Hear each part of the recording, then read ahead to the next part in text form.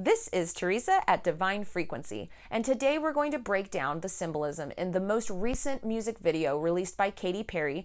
Thank you to my new subscribers on YouTube, and thank you so much to those of you who pledge on Patreon. Katy Perry released a new music video yesterday, Hey Hey Hey, on December 20th, 2017. It begins by laying out the setting of the scene, and we gaze upon a mansion surrounded by an intricate golden gate emblazoned with the capital letters KP. We soar into the palace through a doorway, a symbol commonly used by Katy Perry in her videos, which symbolizes transition and passageway into another world. In this case, Perry's inner world, where she harbors her secrets. The scene soars through a hallway and zeroes in on a picture of Katy Perry, who has taken on the character of Marie Antoinette. Katy appears to be very contemplative in the image and peers down to her left side. The very next scene shows three women, one of which holds a trumpet and blares an alarm throughout the house. The sign on the trumpet declares, "Wake the hell up." This is a foreshadowing alarm to Katy to be on alert and to be aware of her surroundings. Katy uses this message frequently in her music and has been calling out to the masses for a while, attempting to get people to look deeper into the symbols and messages she describes. She uses the word awake to indicate that she has clarity and deep understanding about the control system she is entwined within and has been struggling to gain control over her life. Wide Awake is a song she wrote in 2012, which delved into the philosophy of her connecting to her inner child and trying to save that child from horrors, such as guards with skull heads and creepy Freddy Krueger-like men inside of mirrors holding cameras. The concept of awakeness that she pulls into her message is associated with Katy not feeling a sense of personal power to control her life within the entertainment industry. Chained to the Rhythm, released in 2017, is another song that calls to the masses to focus deeper into the truth of what's really going on around us. One line states that we are so comfortable that we live in a bubble and we cannot see the trouble of what's really happening. This symbolism carries through to her song released yesterday that calls out in the very beginning of the video, "Wake the hell up," and then zooms in on a sleeping Marie Antoinette / Katy Perry. The rose-adorned wallpaper behind her represents the rose-colored glasses and thorn-laden roses she also seeds into her videos, an example of things being more than what meets the eye, and things that are beautiful having the power to cause pain.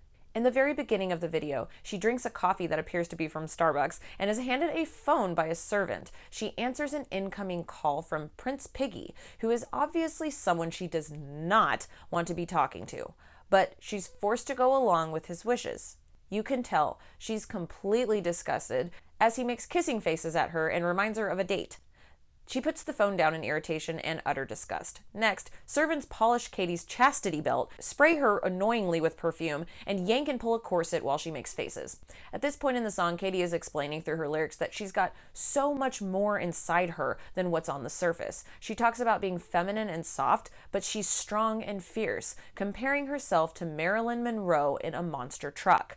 We can tell that this is setting up for Katy's date with Prince Piggy not to go so well. This represents having to conform with a certain image and certain actions, and she is going to be presented to a man who she does not actually want to be with.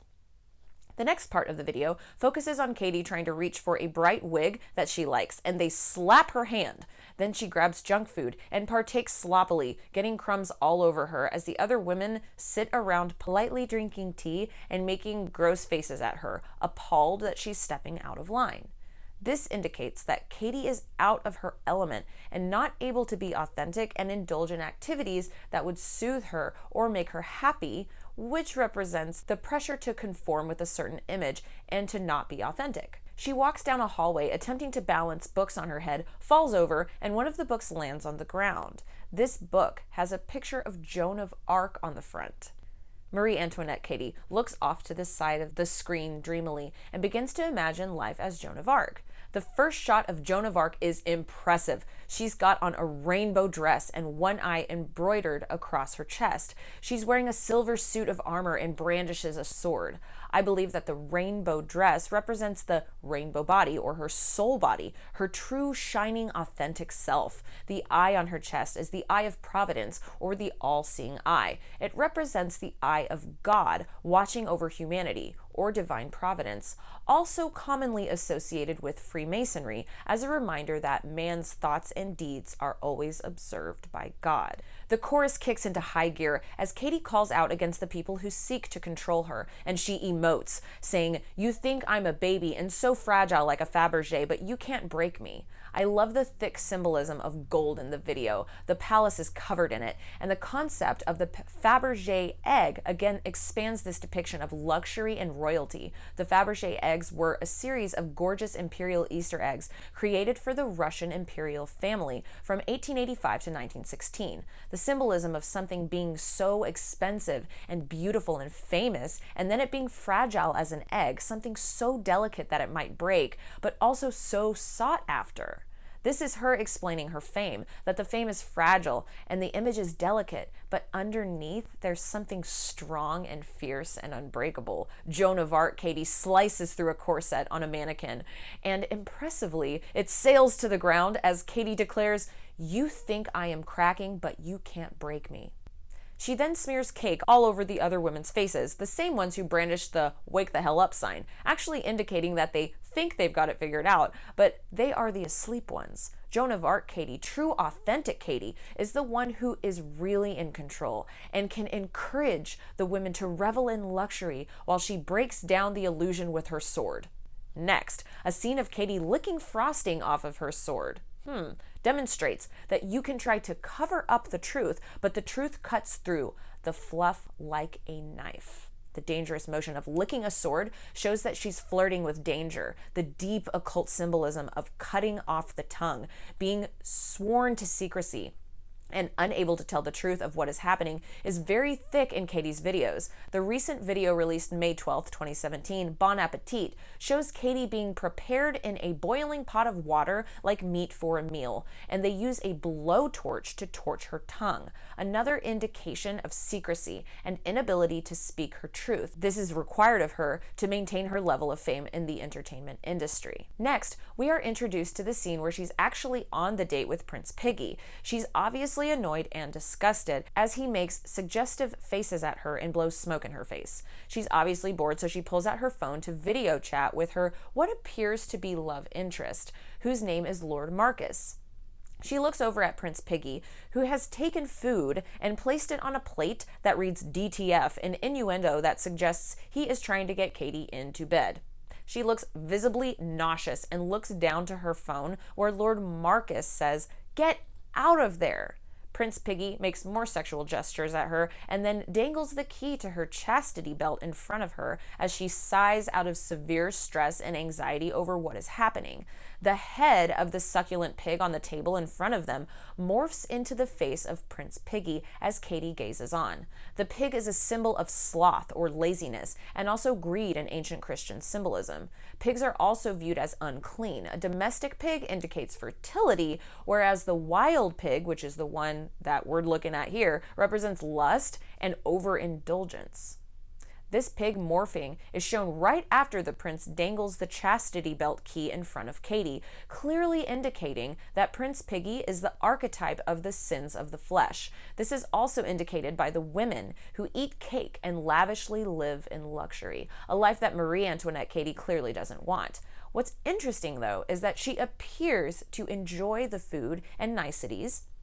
She likes having the luxurious phone, etc., but it's the people she's around that make the whole experience unbearable, and the things they want her to do, like dating Prince Piggy, balancing books on her head, and fitting into an impossibly tight corset.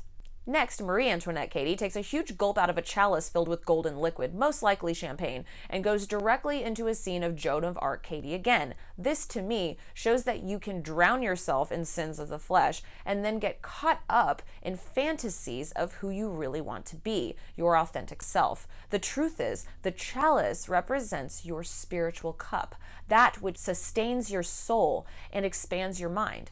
The juxtaposition of this is getting caught up in drunkenness, materialism, fame, all of that, and needing to connect back to your true spiritual cup. Every day you choose to partake in actions that either bring you closer to your divine self, your Joan of Arc, or you get caught up and carried away with the material realm and all its temptations. At this point in the video, Katy is caught in the center, torn between two aspects of herself she desperately wants to reconcile. Next, we are in a video game-like arena of a battle royale between Joan of Arc Katy and Prince Piggy. Joan destroys the prince with an epic sword slice to the gut, and he bursts into smithereens. The following scene shows Marie Antoinette Katy watching herself as a marionette in a play. The lyrics say, "I ain't got no strings. I'm no one's little puppet. And I've got money in my wallet and secretly you love it." The marionette begins to crack and burst as we see Prince Piggy laugh in glee. We realize the epic battle to destroy him was only in her mind. Prince Piggy's sadistic laugh foreshadows the imminent catastrophe that's about to occur. Katy says she has no strings, that she's nobody's puppet, but we watch her realize that she actually is a puppet. And she mentions having money in her wallet, and secretly this person, or whoever she's speaking to in this song, secretly loves it. Well, why would anyone secretly love that she has money in her wallet?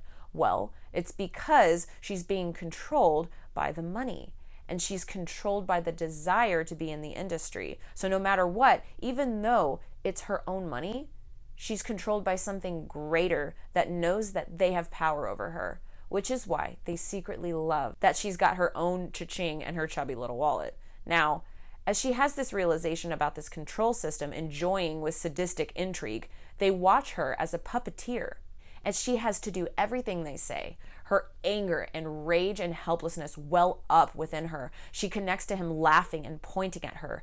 He knows that she can't do anything about it, that she's trapped, and she basically sold her soul for money and fame. She's overcome with rage and slaps Prince Piggy across the face. He immediately orders her beheading and she's dragged off, while everyone laughs and claps, seeing the whole thing as entertainment. At the end, when Marie Antoinette is killed, it's a reminder that her thoughts and deeds were observed, which brought about her demise. Her desire and actions towards sovereignty and acting out against Prince Piggy ultimately resulted in Prince Piggy having her beheaded. It's interesting that over something so small as a slap across the face publicly, the inordinate amount of consequence obtained from that was wildly not proportional to the crime, if you could even call it that, which she committed. This sends the message that the music industry is always watching her. This divine providence of God watching over humanity is inherent also within the entertainment industry. Those in charge see themselves as gods, able to destroy her if she steps out of line. Katy's underlying message here is that even though they can kill her body, they cannot destroy her soul, represented by the rainbow or soul body, and also archetypally represented by Joan of Arc, a French Catholic martyr who was burned at the stake in 1431 for charging into war against the English. This juxtaposition between the music industry Katy as Marie Antoinette and the true authentic Katy as Joan of Arc is fascinating. Marie Antoinette was the last queen of France before the French Revolution and came to be seen as promiscuous, pompous, and greedy. The quote, "let them eat cake," is attributed to her, although there's no clear proof she actually said it. But the point is, her image and reputation was that of a queen who lavishly lived, reveling in splendor, while her people lay in squalor and ruins. Now, the very end of the video, Joan of Arc Katy comes charging confidently and calmly through the crowd and picks up the head of Marie Antoinette Katy. Prince Piggy looks outraged and terrified as Joan of Arc Katy makes a motion with her sword across her throat, indicating that she will take his own life. Prince Piggy and his group look terrified as Joan of Arc Katy charges them with her sword, using the dangling head of Marie Antoinette as a shield. This suggests that her Marie Antoinette Katy persona will be used as a shield to get her through to destroying the beast in the end. The sad reality is that the symbolism presented suggests that only in death will she be able to take down her controller. She implies that her physical demise is inevitable. This sends the message that the negative constructs can have her body, but they will never have her soul. A very common message sent by many of the famous artists in the entertainment industry. Let's continue to look underneath the surface for what these artists are actually trying to tell us. Symbolism is thick in these music videos, and let's continue to watch and listen. What are your thoughts? Comment below, or you can email me at thedivinefrequency@gmail.com.